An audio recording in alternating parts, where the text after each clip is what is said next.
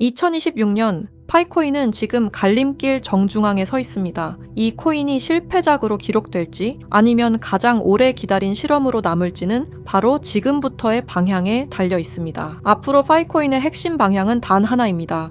가격이 아니라 사용처입니다. 파이코인은 이미 채굴 단계를 넘어섰습니다. 이제 남은 과제는 명확합니다. 사람들이 실제로 쓰는가? 그리고 그 쓰임이 확장되는가입니다. 첫 번째 방향은 생활 결제 영역입니다. 소액 결제, P2P 송금, 특히 은행 인프라가 부족한 국가에서 파이코인의 존재 이유는 점점 또렷해지고 있습니다. 두 번째는 폐쇄형 생태계에서 개방형 생태계로의 전환입니다. 그동안 파이코인은 안전을 이유로 스스로를 꽤 강하게 묶어두었습니다. 하지만 2026년부터는 외부 서비스, 외부 자본과의 연결이 본격적으로 시험대에 오르게 됩니다. 이 외부 시장에 대한 영역 싸움이 바로 파이코인 생태계의 중요한 갈림길이라 볼 수 있겠습니다. 세 번째는 시장 신뢰 회복입니다. 대형 거래소 상장 여부보다 중요한 건 이 코인이 사라지지 않는다는 확신입니다. 그 확신이 생기는 순간 가격은 언제나 나중에 따라옵니다. 2026년의 파이코인은 당장 폭등을 약속하지 않습니다. 대신 사라지지 않을 이유를 하나씩 증명해가는 단계에 들어섰습니다. 그리고 지금 제가 여러분께 보여드릴 내용은 단순한 기대나 희망이 아닙니다. 파이코인의 본격적인 상승을 바라볼 수밖에 없는 이유,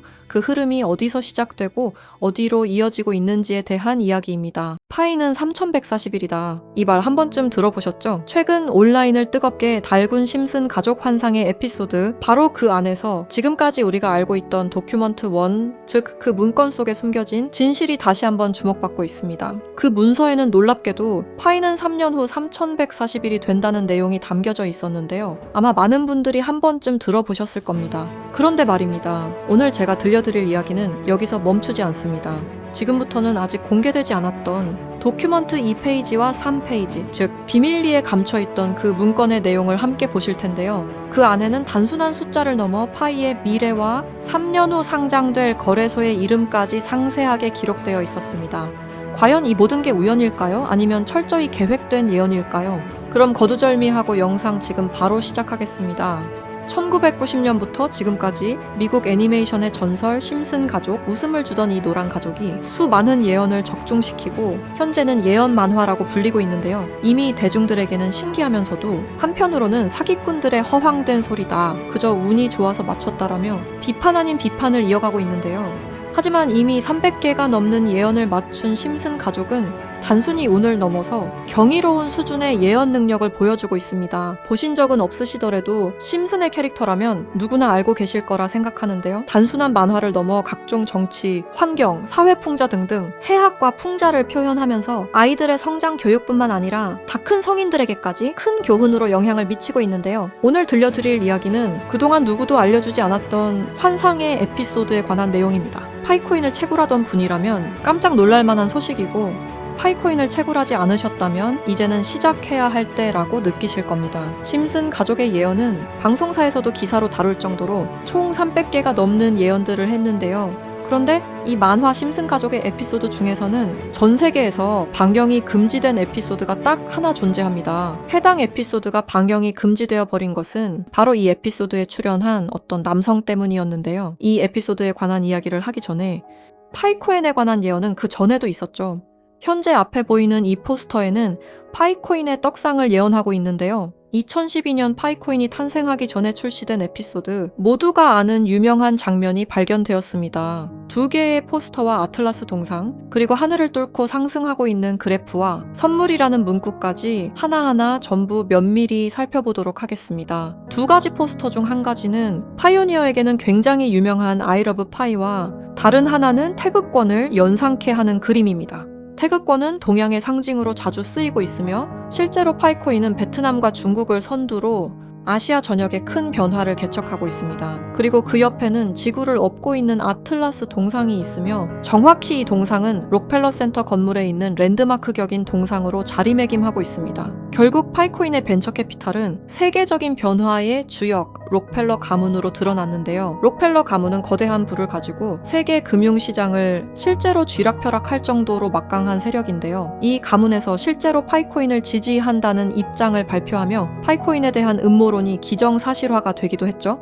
마지막으로 기프트는 선물이라는 뜻으로 심슨 가족이 우리에게 주는 선물이라고 해석이 되고 있습니다. 그리고 하늘을 뚫고 상승하는 그래프까지 직관적으로 파이코인의 엄청난 잠재력을 내포하고 있는 것으로 보이고 있죠. 영상이 이렇게 끝나면 다른 파이코인 영상과 다를 게 없어 보이죠? 이제부터는 제가 유튜브 영상 어디에도 없는 파이코인에 관한 심슨의 추가적인 예언까지 한번 알아보도록 하겠습니다. 극소수만이 아는 심슨 가족의 에피소드 중에는 전 세계에서 방영이 금지되어 버린 이른바 환상의 에피소드로 남은 작품이 존재합니다. 바로 세 번째 시즌 첫 에피소드인데요. 해당 에피소드의 제목은 스타크 레이빙 데드입니다. 해당 영상이 한국에서 방영할 당시 MBC에서는 정신병동, 그리고 EBS에서는 리사의 쓸쓸한 생일이라는 제목으로 각각 방영되기도 했던 에피소드입니다. 그렇다면 이 에피소드는 대체 왜 방영이 금지되었던 걸까요? 간략하게 이 에피소드의 줄거리에 대해 말해보자면 호머 심슨이 어느 날 정신병원에 입원하게 됐고 그곳에서 자신을 가수로 착각하고 있는 환자 레온 컴퍼스키라는 남성을 만나게 됩니다. 그와 같이 다니며 둘의 사이는 더욱 더 돈독해지고 그는 틈이 날 때마다 주인공인 호머 심슨에게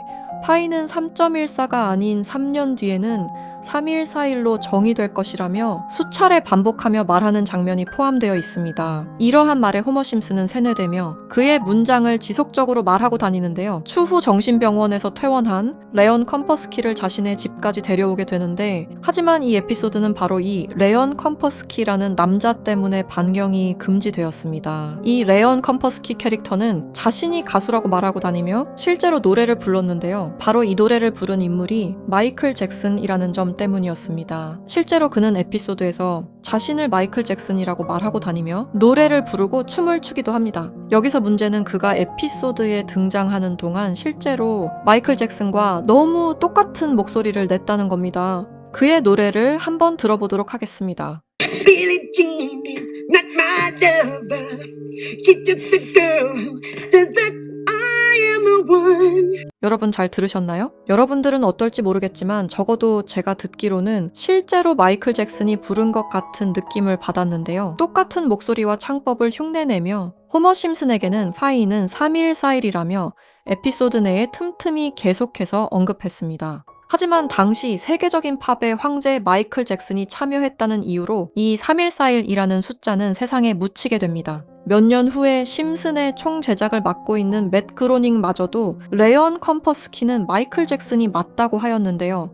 사실 마이클 잭슨은 이 사실을 상당히 숨기고 싶어 했고 심슨 가족의 제작진들과 성우들 밖에 모르고 있었지만 본인이 직접 불렀다는 사실이 밝혀지면서 마이클 잭슨의 팬과 심슨 가족의 팬 모두에게 충격을 주기도 했습니다. 마이클 잭슨이 사망한 이후에 그가 추악한 범죄를 저질렀다는 내용의 다큐멘터리가 출시되기도 했었는데 피해자들의 증언이 많이 모순된 점을 비롯해서 많은 비판마저 공존했지만 해당 다큐멘터리의 여파가 워낙 컸던지라 심슨 가족의 제작진들과 그리고 판권을 구입한 디즈니 측에서 OTP 서비스인 디즈니 플러스 방송을 금지시키고 더 나아가 이후 발행되는 모든 DVD 등 매체에서도 해당 에피소드를 배제하며 현재까지도 이 에피소드는 전 세계 디즈니 플러스에서 완전히 그 흔적을 찾아볼 수 없게 되었습니다. 하지만 이 에피소드는 단순히 마이클 잭슨에게만 집중해서는 안 된다는 거죠. 바로 에피소드 내에서 틈틈이 언급되었던 파이는 3140일이라고 말하는 장면에 집중해야 한다는 겁니다.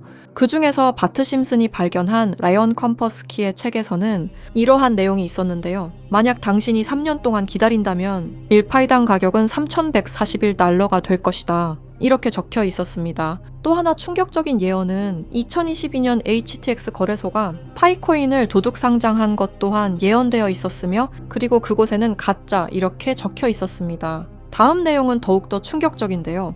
바로 2025년에 파이코인이 거래소에 상장이 된다는 예언입니다. 실제로 OKX 거래소에서 지난 2월 20일에 현물 거래를 지원하기로 했죠. 이 책의 내용에 따르자면 상장된 이후 3년이 지난 2028년에 들어서 파이코인은 3141달러, 한화 약 450만 원 가량에 도달할 것이라는 내용이었는데요. 그리고 이 뒤에는 놀라운 내용이 하나가 더 있었습니다. 파이코인 상장에 관한 정확한 날짜와 매년 최고점과 하락 시점 등등 매우 디테일한 내용들이 포함되어 있었습니다. 이러한 예언들은 파이코인 미래에 대한 기대감을 더욱 증폭시키고 있었는데요. 저는 이 내용을 저희 찐 구독자분들과 공유하려고 오늘 영상을 찍게 되었습니다. 이 내용은 실제 제가 직접 알아낸 최초의 정보라고 자부하고 있습니다. 저희 채널 구독해주신 구독자분들이 아닌 이상 이 내용이 외부로 유출되는 것을 저는 절대로 원하지 않습니다. 너무한 처사라고 생각하실 수 있지만 제가 피땀 흘려서 얻은 정보인 만큼 제가 원하는 사람들과 공유하고 싶은 마음이 가장 큽니다. 큰 돈을 벌 수 있는 기회가 생기는데 이 기회를 아무것도 아닌 사람들과 나누는 게 저는 싫은 겁니다. 그러니까 저희 채널 구독해주신 구독자님들만 알 수 있게 이렇게 설문 작성을 하며 신청을 받고 있습니다. 신청을 해주신 모든 분들께 드리는 게 아니라 구독과 좋아요 그리고 댓글을 남겨주신 분들 한해서만 드리고 있으니까요. 꼭 구독과 좋아요 그리고 댓글까지 남겨주시고 아래 설명란에 링크 타고 들어오셔서 심슨의 비밀 정보 내용 꼭 받아가시길 바라고요.